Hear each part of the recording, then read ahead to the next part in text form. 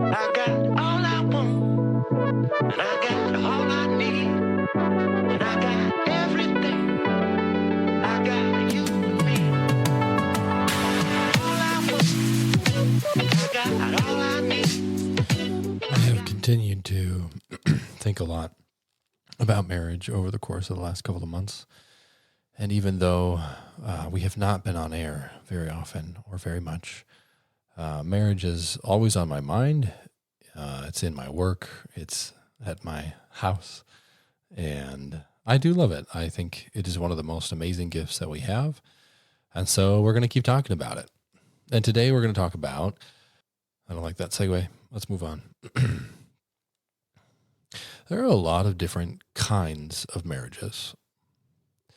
There are sustainable ones, unsustainable ones, abusive, neglectful, codependent. There are wounded, and there are dead marriages.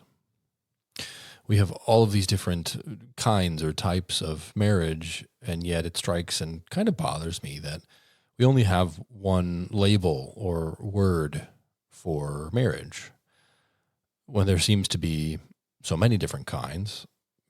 It almost seems to me that we need a way of speaking about marriages that elevates certain kinds above others. Your parents' marriage was a certain kind, and it would be beneficial if you could classify what that was, what they had, what made it that way, and what kind of marriage you want by contrast. Language doesn't seem to have developed to the point where we can do this kind of distinguishing or calling out what certain types or kinds of marriages we grew up with without maybe sitting in a therapist's office for hours on hours. I believe that the best kind of marriage is a sustainable one. Marriage is meant to last forever. And in order to get to forever, you need a strong system of consistent input, as well as some education around connection, conflict, differences in men and women, sex. You also need commitment and a depth of friendship that you're willing to sacrifice for. Early on in our podcast journey, we pontificated on the basis of this kind of marriage and developed a system that I have been using with couples in my work as a counselor, based on the works of the Gottmans and a few other authors.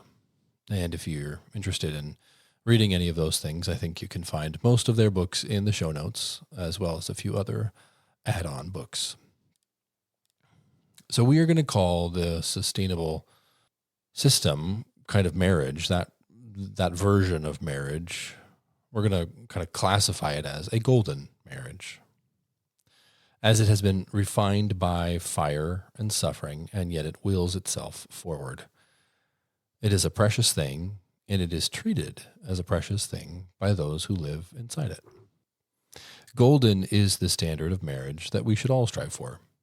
Not that all of our marriages should look the same, but that the principles that tend to sustain people through the torrent of difficulties faced over the course of one's life are definable and practical. Anyone and everyone can practice the principles that make marriage work. These principles are simple, but also difficult to put into practice. Because of the self-sacrificial nature of marriage, putting oneself away so that something greater can take precedence is a part of a golden marriage's daily practice. Principles that give up our time so that we can spend time with our spouse, that give up our comfort or what we want in any given moment in order to see our partners and hear from them. Principles that sacrifice some of our funds for dates and weekends away. Principles that sacrifice some of our brain power and space to consistently communicate appreciation or consistently reach out for affection, even when it's difficult. You'll know a golden marriage when you run into a couple that holds hands and is affectionate with one another with tenderness.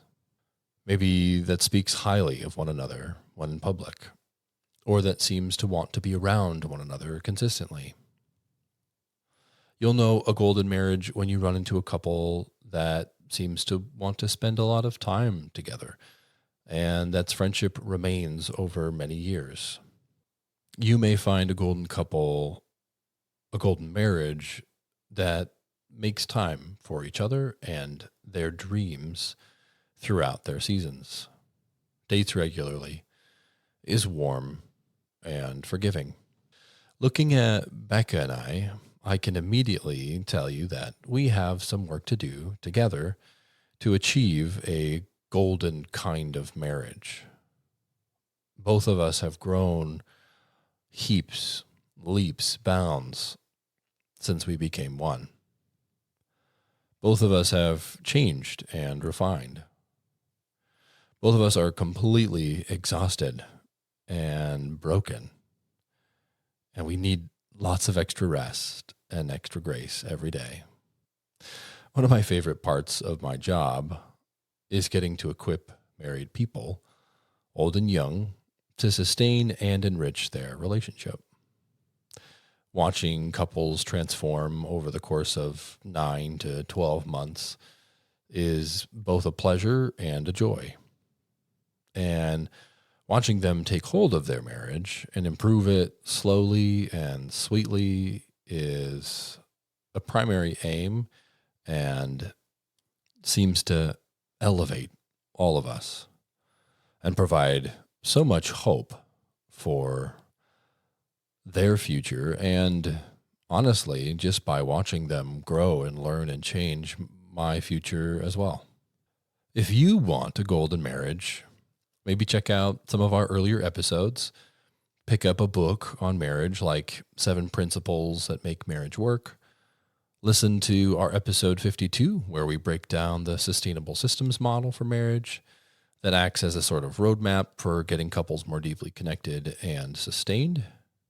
And ultimately, continue to turn toward one another and look at your life and your marriage through the lens of what is going to sustain us.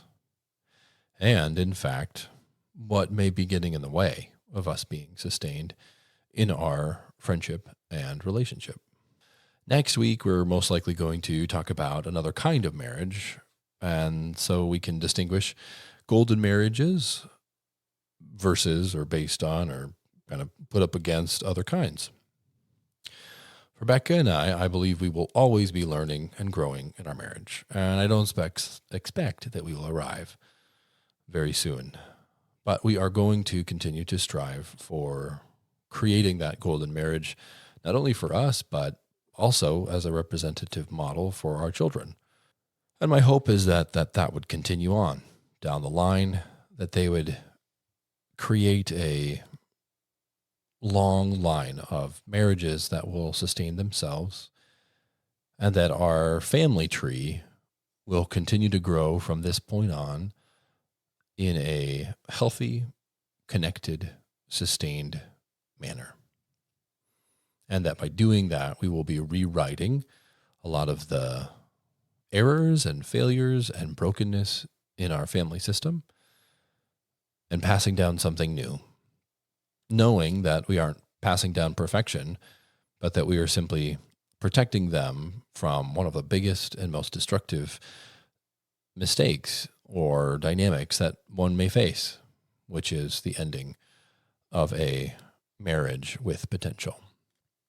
Stay tuned for next week, and this is the end. And I got all I need, and I got everything.